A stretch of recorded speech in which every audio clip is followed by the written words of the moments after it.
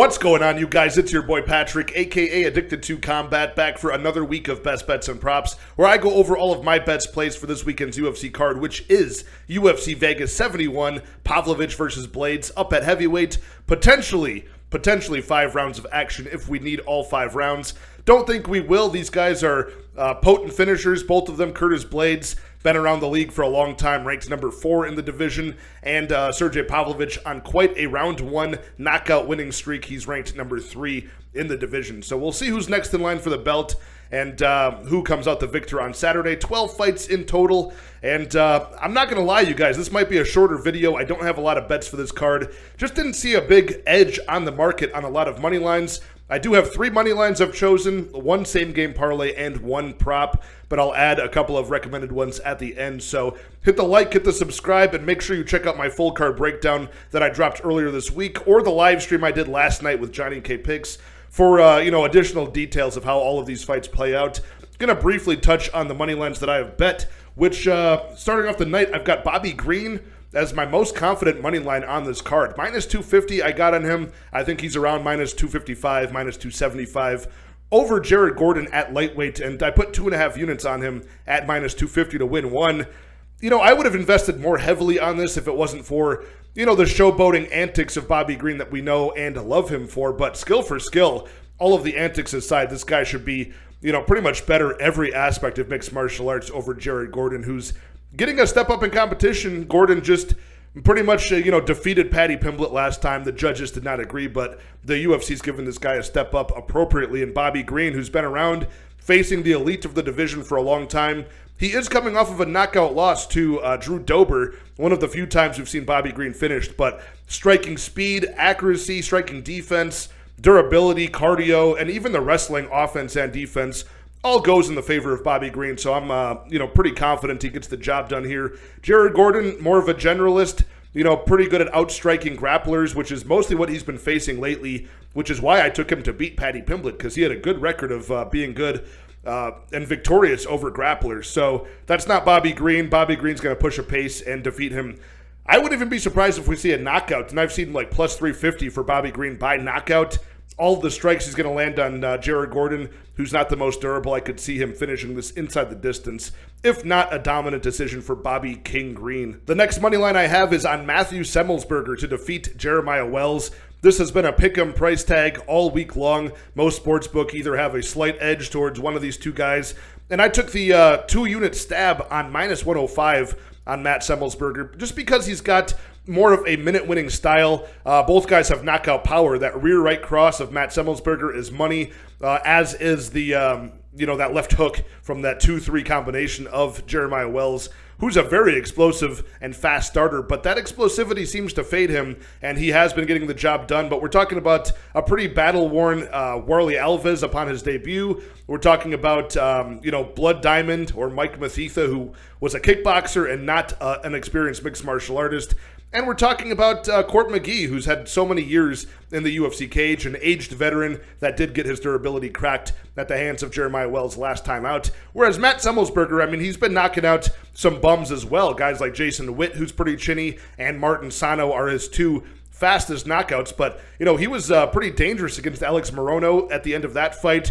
Had a competitive scrap with Chaos Williams, played Matador against him for 3 rounds, and also against Jake Matthews last time out. Got knockdowns in rounds 1, 2, and 3 over Jake Matthews to score a very dominant decision victory. So a guy with minute-winning ability and, some good power in all parts of the fight. I'm going to expect him to play Matador against Jeremiah Wells and win this fight down the stretch. Now, Matt Semmelsberger could get knocked out himself. Of course, I think that would happen earlier than later. But he could also knock out Jeremiah Wells early or in the later parts of this fight. But ultimately, I think he wins a 3-round decision, just doing better work and staying, more active in the later parts of the fight. So give me Matt Semmelsberger here. Very close fight, but taking that minus 105 shot at him at 2 units. And my final and third money line is in the main event. I am taking Curtis Blaydes to defeat Sergey Pavlovich. I got Curtis Blaydes at minus 150 and put 1.5 units on that money line. Not a big stab on it, just expecting to win 1 unit in return, taking the more experienced guy, the more proven guy over the course of a 5-round fight, and the better wrestler who can take this fight to the ground.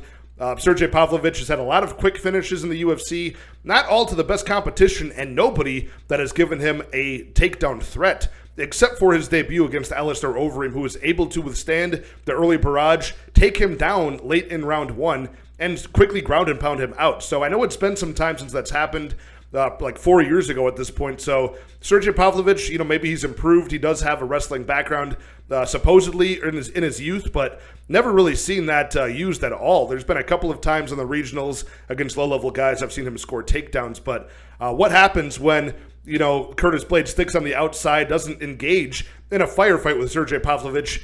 Does Pavlovich have that power in round 2, round 3? Can he stay away from the takedown threat of Curtis Blaydes?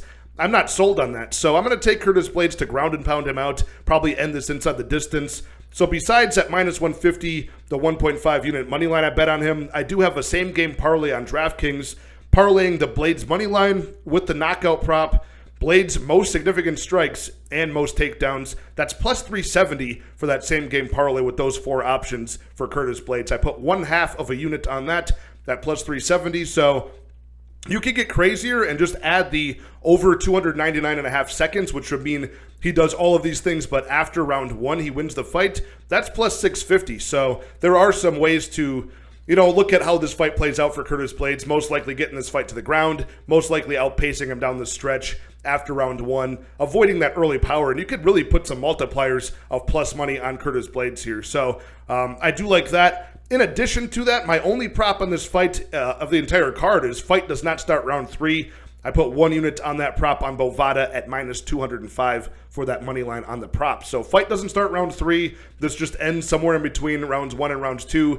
A slight insurance policy on the fact that Curtis Blaydes could get knocked out in round 1. So I like that prop. So yeah, those 3 money lines right there. Bobby Green, minus 250, 2.5 units. The Matt Semmelsberger at minus 105, 2 units. And the Curtis Blaydes money line at minus 150, 1.5 units.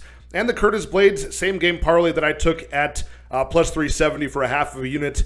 Those are the only money lines I have. And then the fight doesn't start round 3 for the main event, 1 unit at minus 205. That is all of the betting action I have for this weekend's card. There were some spots that I was thinking about betting, and I still do agree with.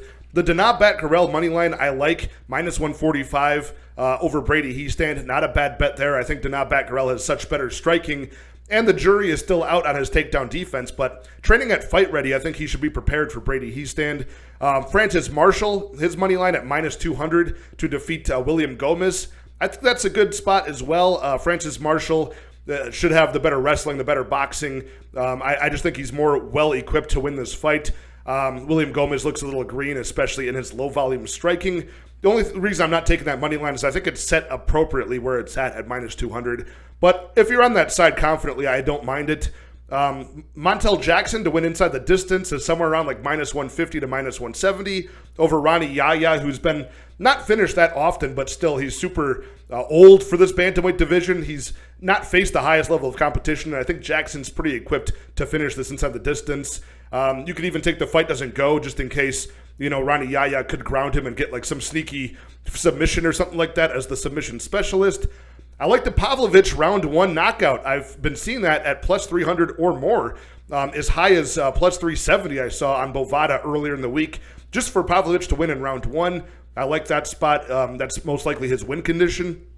And I do like the Tavares by decision. This guy at middleweight, Brad Tavares, to defeat Bruno Silva, who looked pretty flat in his last performance. He's on a 2-fight losing streak.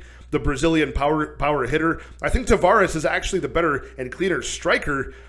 Defensively, he leaves some holes in his game against a guy as powerful as Bruno Silva, so I'm not taking that myself. But if you're going to play Tavares, if you like that side, the guy basically only wins by decision. He's only finished a couple of fights in the UFC by strike. So plus 170 on Tavares decision, I don't mind that at all. So those are the spots that I would recommend playing, the spots I agree with, but I just didn't get to myself. So good luck on all of your betting action this weekend at UFC Vegas 71.